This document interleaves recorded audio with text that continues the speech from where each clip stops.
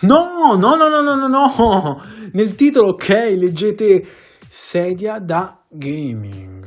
Ma tranquilli, non mi contraddico. In questo video vi ho spiegato i miei motivi sul perché di solito non mi attraggono questi tipi di sedie. Infatti, ripeto, quella che state vedendo da questo secondo in poi non è più di mia proprietà, perché l'ho direttamente offerta a mio frate. Non poteva stare sulla sedina dell'Ikea di 10 anni fa. Io rimango sulla Sharkon finché non esplode. Allora, vi racconto un po' di questa Enfever. Non so se è bene pronunciare il nome in francese o in inglese. Di convenzione sarebbe meglio farlo in inglese, ma comunque a me piace il francese, giusto per precisare. Guardate più che altro le immagini anziché quello che narro, perché non c'è molto da descrivere. È banalmente una...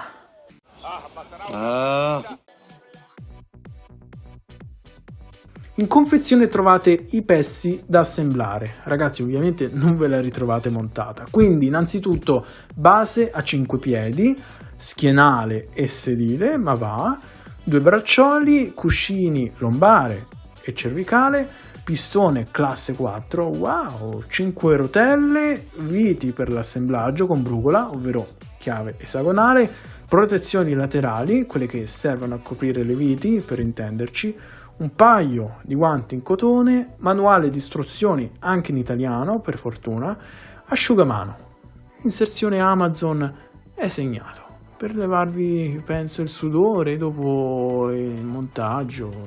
Io non ho capito che cosa intendessero qui, non c'era nessun asciugamano in confezione. Vabbè, meglio andare avanti.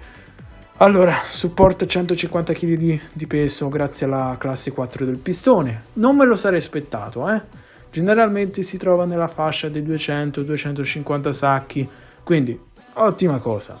Come materiali abbiamo il mesh, ovvero il tessuto a maglia di poliestere, poi pelle più, ovvero il tessuto impregnato di resine poliuretaniche, senti là che nomi, metallo adoperato in gran parte per il telaio, poi gomma rigida per i braccioli e ovviamente per finire non può mancare lei, la plastica utilizzata per le protezioni e anche un po' per le rotelle, immagino. Mi dite peso totale? Allora, 20 kg sono nella norma, direi, anzi, probabilmente più leggera di alcune, considerando sempre la stessa fascia di prezzo, mi raccomando. Altezza minima di 127 cm, massima di 135. Sembra che stia facendo un annuncio. Invece per i braccioli altezza minima 27 e massima 35, misurati una volta montati, specifico.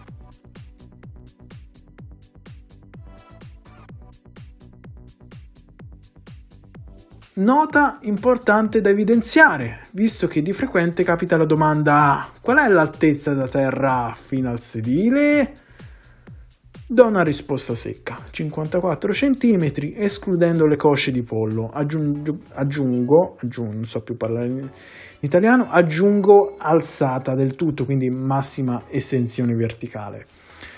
Lo schienale, alto circa 84 cm per precisare, è regolabile in inclinazione, parte dai 90 gradi, sembrerà strano ma quelli che preferisco, arrivando ai 180 gradi. Comunque sconsigliati, se vi ci mettete a dormire potete ritrovarvi per terra.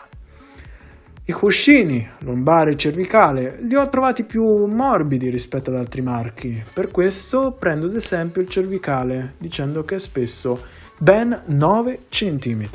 Considerando il lombare è più facilmente regolabile in altezza, visto che gli allacci passano nella tasca dello schienale, quindi per così dire anteriormente, anziché posteriormente come accade nella Sharkon. Fabio, con 2B, mi raccomando, o Luca, in questo caso, visto che monta lui. È meglio stringerle col sangue le viti oppure tenerle un po' allentate per non forzare troppo la struttura? Non c'è il punto di domanda. Se tenete questo dubbio è meglio dissiparlo. Installate bene le viti, altrimenti si potrebbero creare instabilità a buon diritto e scricchioli fastidiosi. A me è capitato nel montaggio di una prima sedia. In quel caso ho dovuto smontare e rimontare, rischiando di rovinare, perché come ben saprete meno si maneggia meglio è, quindi andateci decisi, insomma. Mi sono spiegato? Dice il paracadute. Le ruote sono come quelle dei carrelli della spesa, anche se fanno veramente innervosire. Questi ovviamente no, girano a 360 gradi, ma hanno un certo attrito. Dovrete proprio muovere violentemente il culo per farle azionare. Rimane il fatto che sono consigliate queste ruotelle, no? È brutto dire il moderno rotelle, vale anche poi per tutte le altre sedie da gioco e oltre a chi calpesta un pavimento piano. Lo so, tutti i pavimenti, caspita, sono piani, direte voi, ma non è proprio così. Chi come me ha il cotto, ci possono essere dei problemi di movimentazione. Oltre a questo,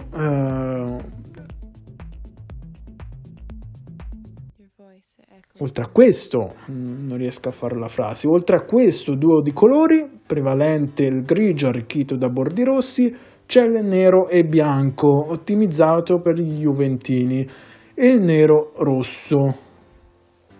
Qui di rosso ce n'è maggiormente, adatto ai diavoli. Il cuscino dà proprio il senso delle corna. E ho detto tutto, non penso che ci sia da aggiungere altro. Ecco, queste sono altre misure sempre in centimetri. Ve le lascio scritte anche in descrizione, purché il testo esprima meglio dell'immagine. Vi ricordo che se passate per il mio link Amazon riceverò una percentuale sull'acquisto, è un modo semplice e gratuito per sostenere quello che faccio. Adesso mi ritiro lasciandovi ancora qualche immagine.